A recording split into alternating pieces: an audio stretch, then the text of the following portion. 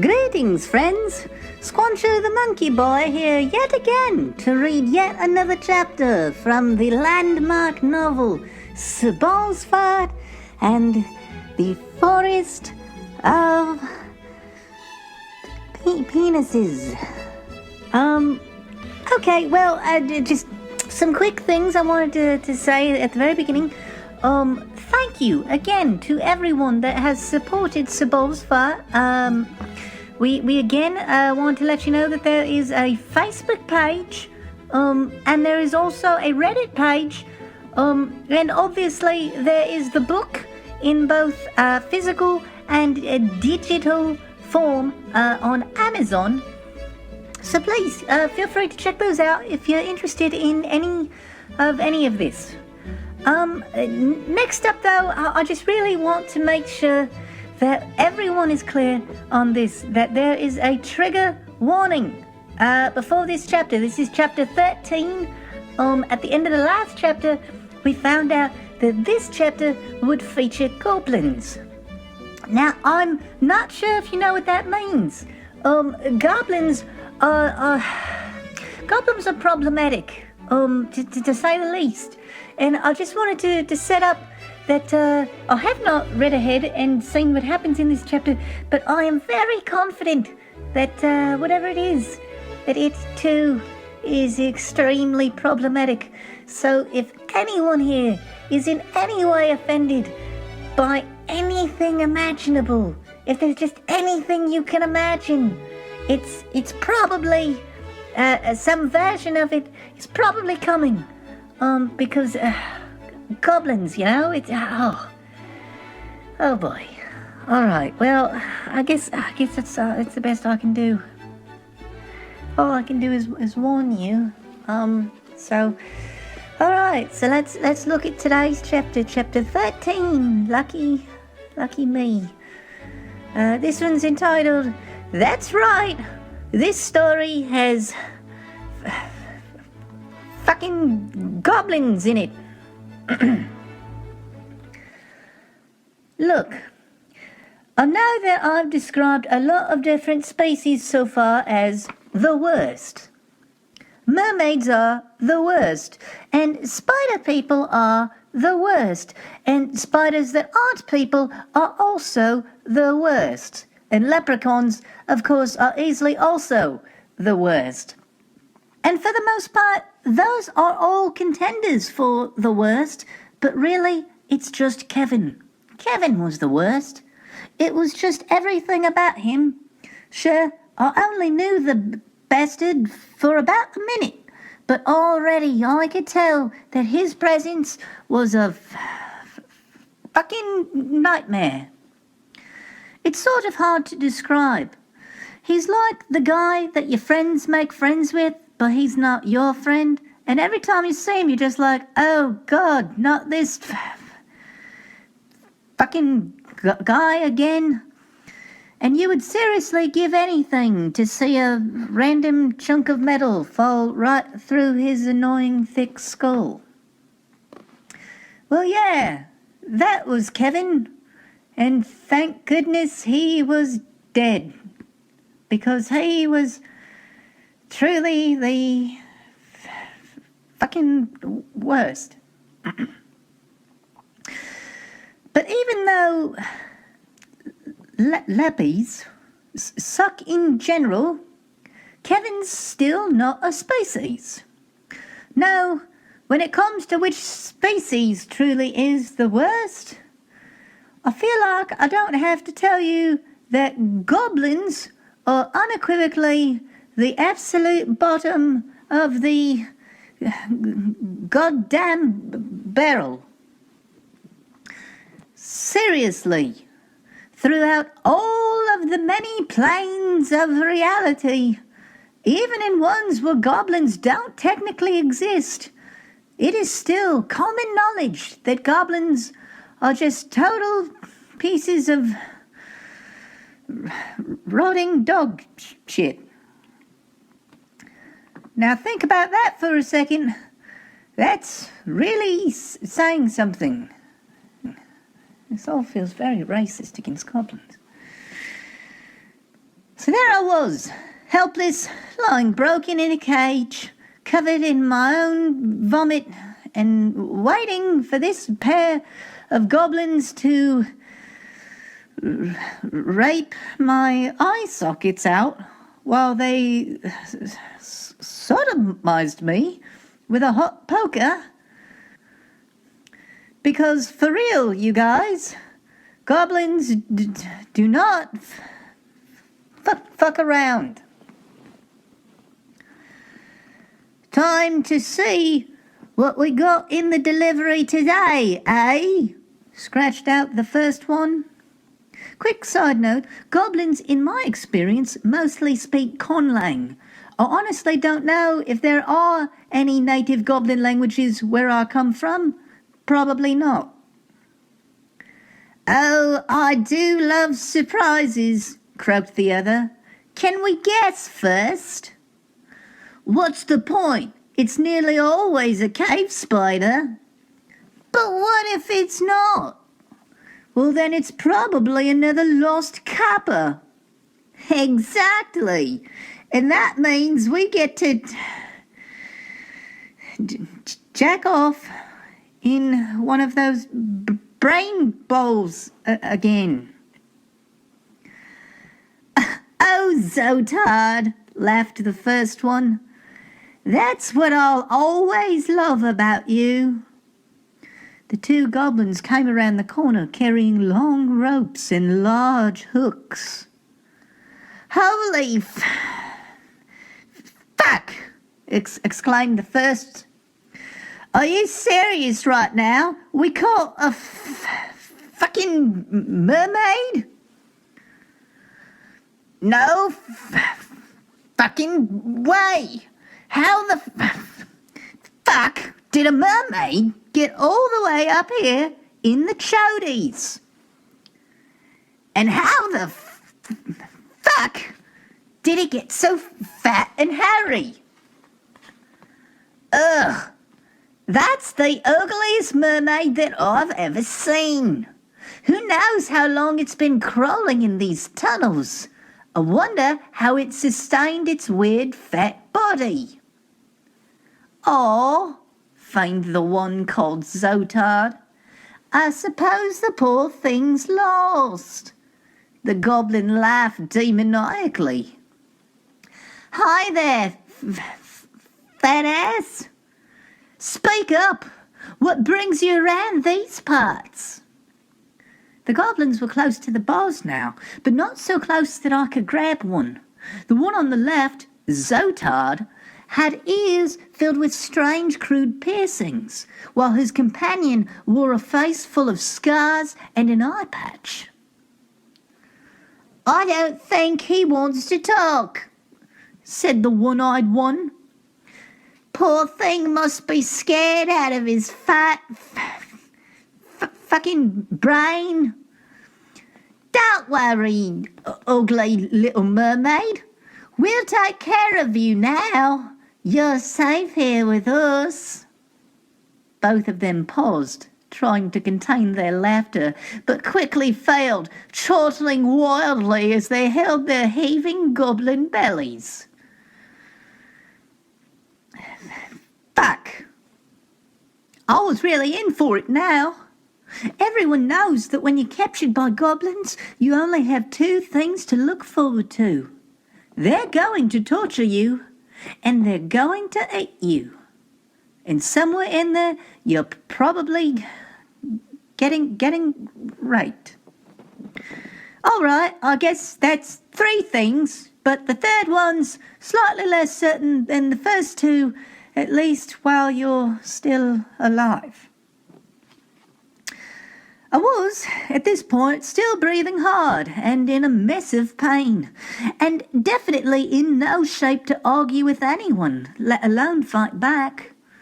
And while I huffed and held on to my ribs, my captors deliberated upon which traditional goblin activities would be coming my way first. So what do you think? That's a lot of fat, huh? We should probably just eat him, right? Eat him? Asked Zotard. Have you ever eaten mermaid? It's fucking disgusting. The magic force field bullshit is in every part of them. Makes the meat tougher than rock.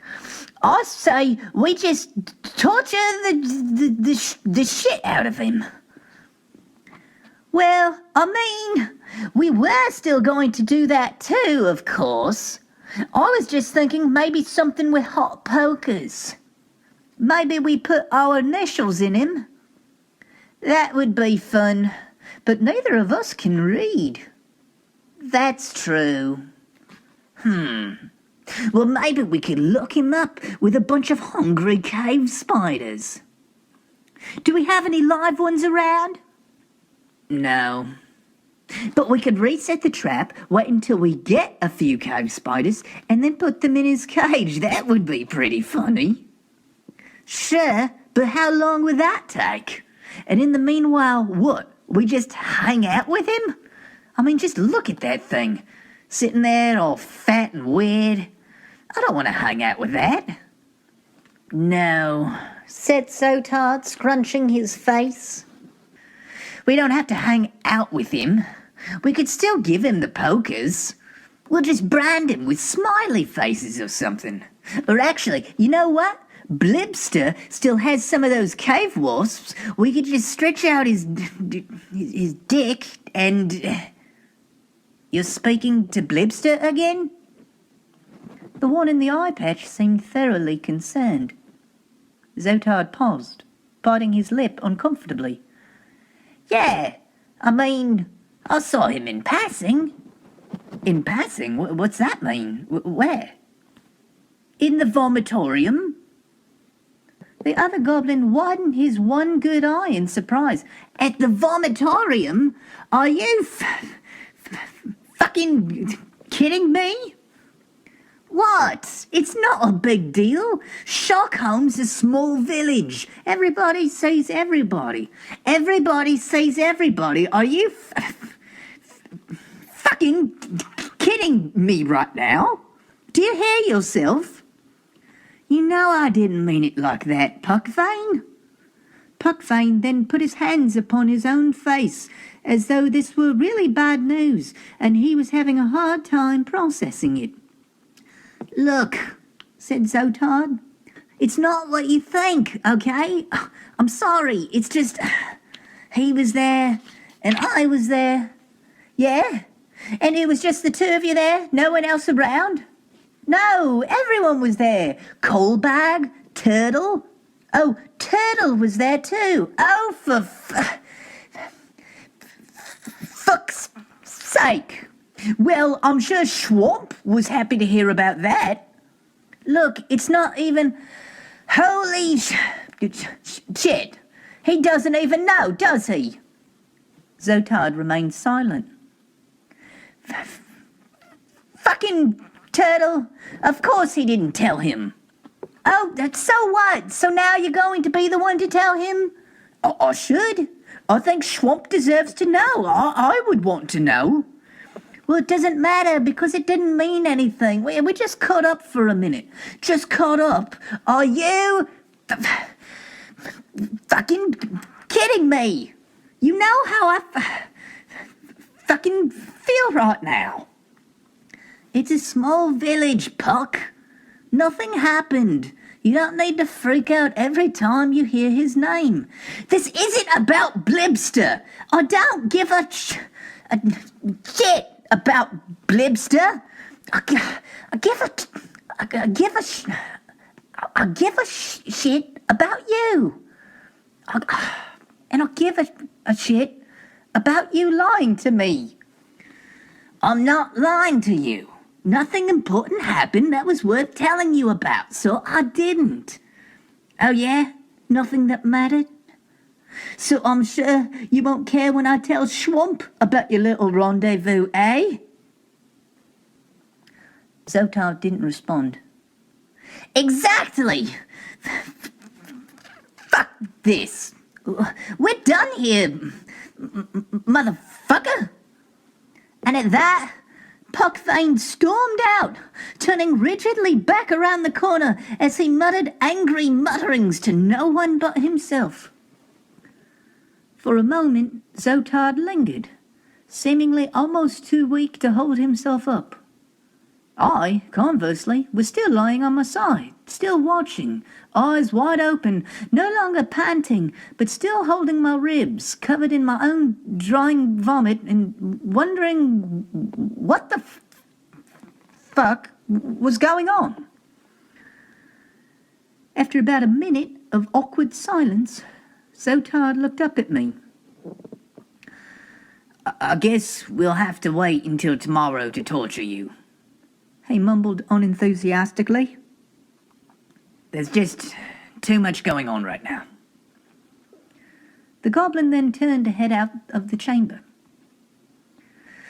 Wait, I gasped, but Zotard ignored me at first and continued walking towards the exit.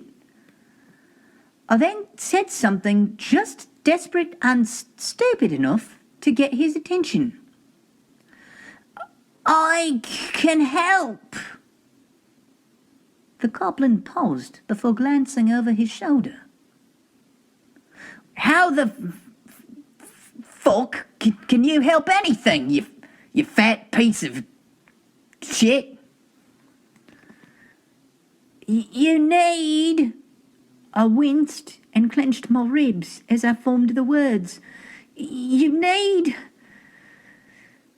someone to talk to. To talk to? Like who? Like you? Fuck you.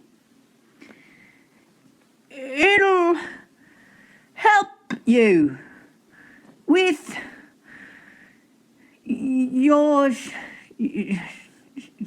shit. I'll have you know that I've got a great support system, you rotten fat fucking twat. I don't need some hideous caged mermaid for a therapist, all right? Go for fuck yourself. Zotard turned and almost got around the corner before I bullshitted, perhaps harder than I've ever bullshitted before. No, they'll tell everyone. You can't let them know your secret, but you can tell me. Zotard froze in his tracks, considering what I'd just said. He then looked back at me. You know what? Let's start the torture right now, fish fucker. I got the hooks ready to go. You ready to get hooked, fishy? The angry goblin stormed back at my cage. Who's Blibster? You want the big hook or the little hook first? I winced hard. Puckvane loves you. Okay, pause story. When I said earlier that I was wondering what was going on, let's be real. I had a pretty good idea about what was going on. I think we all did, all right. In life, there's acquaintances arguing, there's friends arguing, and then, on a whole other level of annoying, there's that most bullshit form of arguing that only comes between two people that are currently fucking. No, Zotard and Puckvane weren't just goblins. They were gayblins. And when I told Zotard that Puckvane loved him, I could see that if goblins were capable of producing a single solemn tear, that he definitely would have done it just then. The emotionally distraught little green monster folded his arms before laying them upon the bars of my cage. He then hid his face in his elbow, doing whatever the goblin analogue for weeping is. As he did this, I took the opportunity to check out his person. That rope was slung around his shoulder and waist, though he spells waist wrong. Maybe that's intentional. But the attached hooks were still in his hands. There were no keys hanging from his belt, and I saw no pockets on his shoddy iron armour. Damn it! His armour did have sharp little spikes here and there, and in better health I may have been able to use those against him, but in my current condition, murder by spike simply was not an option. Instead, I had to do something much more excruciating than getting branded with a hot poker. I had to listen to this motherfucker's problems and act like I genuinely cared.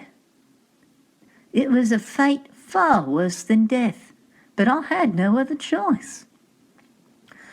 So, what happened with Blibster? Even as I formed the words, I was crushed beneath the weight of just how much I couldn't possibly give a fuck. What do you think happened? Asked Zotard, lifting his face and wiping his nose on his hand. I fucked him. You cheated? Yeah. He stared off at the cave wall for a moment. I cheated. This is where I gave it a second before I asked my next question. As you've probably figured out by now, I have the social skills of a troll on heavy drugs, but even I know that you've got to let the room breathe after an admission like that. So, how long ago was it? Zotard's eyes dashed around the room before he finally forced himself to answer. Not that long ago. Maybe a month, maybe just a few weeks. Goblins don't keep track of time. And what happened? You want all the fucking details, man? We fucked, okay? Is that what you want to hear? He put his goblin dick in my goblin ass, and then I put my goblin dick in his goblin ass, and then we didn't even spoon. It was awful. I was so fucking drunk. I mean, with Pockvane. How did Pockvane react? Pock tried to fucking kill him, of course. Or he was going to. I stopped him. Pockvane's a good guy. He wasn't just going to slit Blibster's throat while he was high or something. No, he wanted to challenge him to combat in front of everyone in the central hub. But I begged him not to. Blibster's huge. He's a fucking killing machine. He'd rip Pock's head off. Zotard turned away from me, sitting down on the ground beside my cage. And after that, I just didn't hear from Blibster. Not until I ran into him at the vomitorium. Did you tell Pockvane yourself? No. Blibster's boyfriend Colbag did. Holy shit. How many fucking gablins were there down here? And how did Colbag take it? Colbag doesn't give a shit. He lets Blibster fuck whoever he wants. He just wants to hang out with the biggest swinging dick in town. He doesn't mind sharing. Well then, what if Puckvane fucked Coalbag? Okay, up until this point, I was doing surprisingly well, all things considered. Zotard was really putting his guard down, which was my whole goal here. Seeing as I mainly was just listening with the intent of hearing keys jangle, at which point my next goal would be getting those hooks into Zotard's face and getting the fuck out of there. But sadly, that jangling sound never came, and instead, right about here was the part where I think I really fucked up. You think I should ask Puckvane to fuck Coalbag? Are you fucking for real right now? I'm sorry, I just... No, you tubby dipshit retard. That's not how this works. You don't just trade off. That doesn't just make it all right. Have you ever even been in a committed relationship, you arrogant fat cunt? I have dated...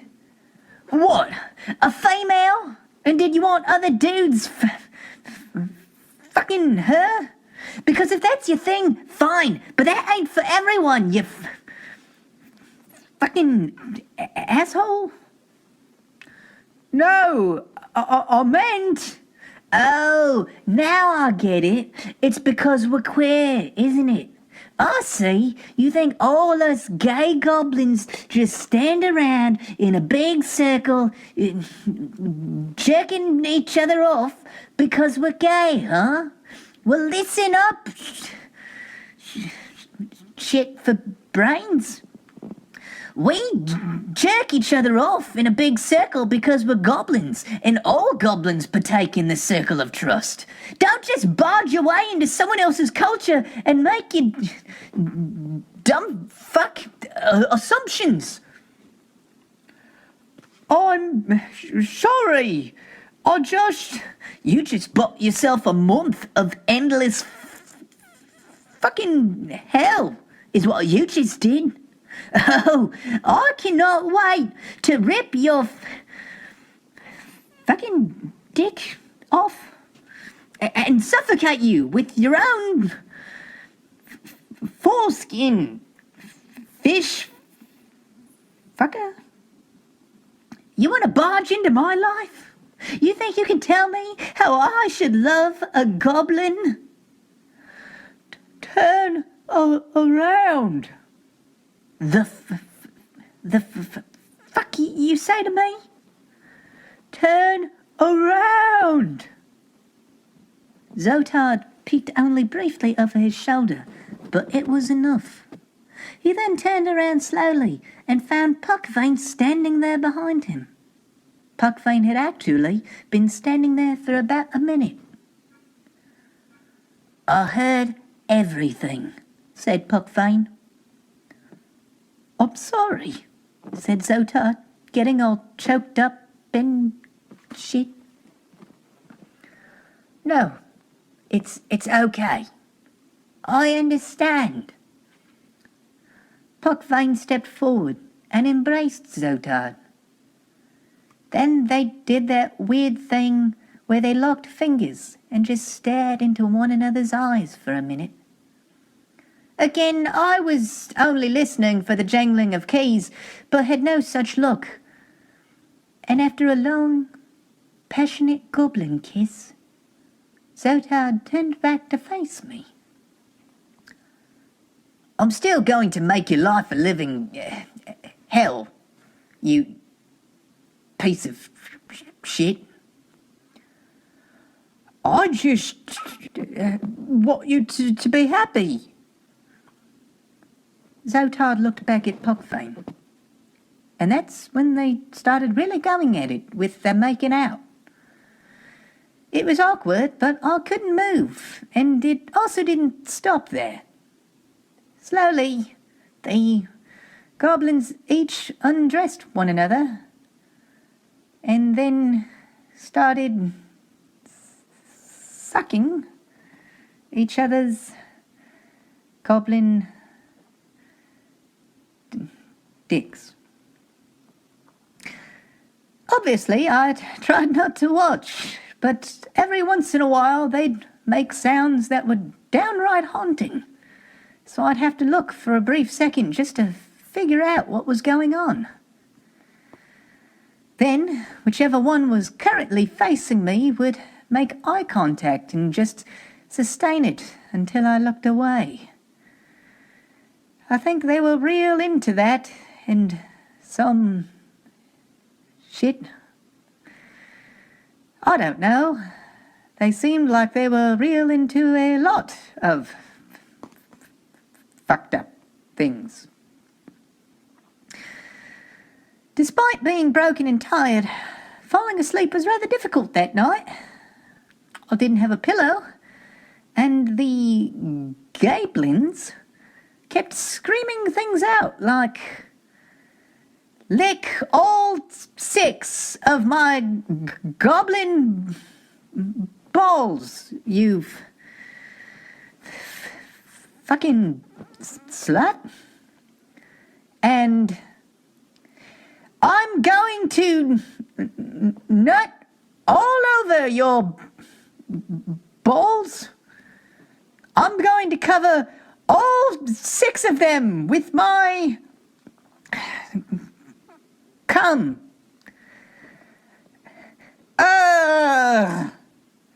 I'm nutting on all 6 of your balls." That sort of thing. It was a very long night. But eventually I did fall asleep, and when I woke up, it seemed as though at least one of them had jizzed on my head. Or maybe that was just spider slime, or maybe my own vomit. Who knows? No, it definitely seemed like jizz. As I rubbed my eyes and peered around the cold dark cave, I noticed that there were other cages nearby, though all of them appeared empty. Around the corner, just as before, I could see nothing but the regular flickering of some distant burning torchlight. But then, slowly, something new arose amid the scene. I think it was what had awakened me. It was music, but it was horrible and incredibly annoying. It sounded like some sort of stringed instrument, and it was giving me a headache. With nothing else to do, I tried to get back to sleep, but I couldn't. That music was just so damn awful. Almost unimaginably awful. The hunger, the pain, the impending torture, the gablins arguing, and then making up, and then jizzing all over my head. All of that was nothing compared to just what fucking trash this strange music was. And soon it became overwhelming. Seconds felt like minutes, felt like hours. I thought I was going insane. Because I was going insane. Yes, that must be what this music was for. It was being played to drive me completely nuts. And unconsciously, I began growling. This growl then grew into a scream. and soon I was stark raving mad, screaming riotously at the top of my lungs. Stop it! For the love of all that's anything! Fucking stop it! Please! I beg of you! The hot coals! The wasp! The rape! I'll take anything but this! I'll do anything if you'll just please end that horrid fucking music! And then, just like that, the music stopped. My ears continued ringing as I looked around, waiting for someone or something to attack me, for my anxiety was still exploding through the roof of my brain. But no attack came. Instead, I just heard footsteps. Soft footsteps moving back into the chamber through the same entrance that Zotard and Pockfane had travelled. And soon I saw a new shadow approaching. And finally I met that shadow's owner. It was another goblin, but shorter than the others, with bigger ears and a wide gap in his teeth. He seemed frail and timid, and in his small hand he held a kitchutlet. This was, of course, a traditional stringed instrument played in the western parts of the continent, most comparable to what I think you would call a mandolin, except nothing like that, because a kitchutlet actually sounds good. But not this time. This kitchutlet was horribly out of tune and being played by a fucking monster. The small goblin looked at me for a brief moment, but after accepting that the screams were merely those of a prisoner, he then returned to his awful playing. Oh, shit. I had to stop him. I had to stop that horrible music. If I didn't, I would have to claw my own fucking ears out. I had only one choice. Wait! I screamed. Stop! I can teach you how to play that. And that is how that chapter ends. All right, well, I don't think there's anything really to say about that chapter.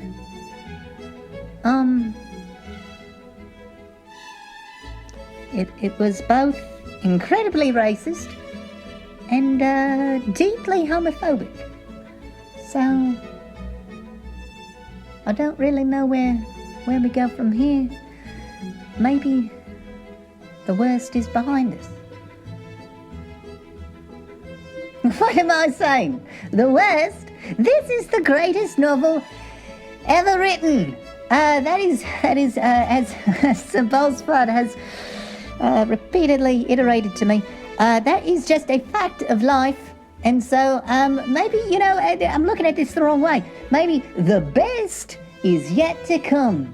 So definitely check back next time when we read chapter 14 from the landmark, epic masterpiece, incredible, touching, highly offensive debut novel by Sir Ballsfart and the Forest of Penises. This has been Squancho the Monkey Boy. Until next time, goodbye.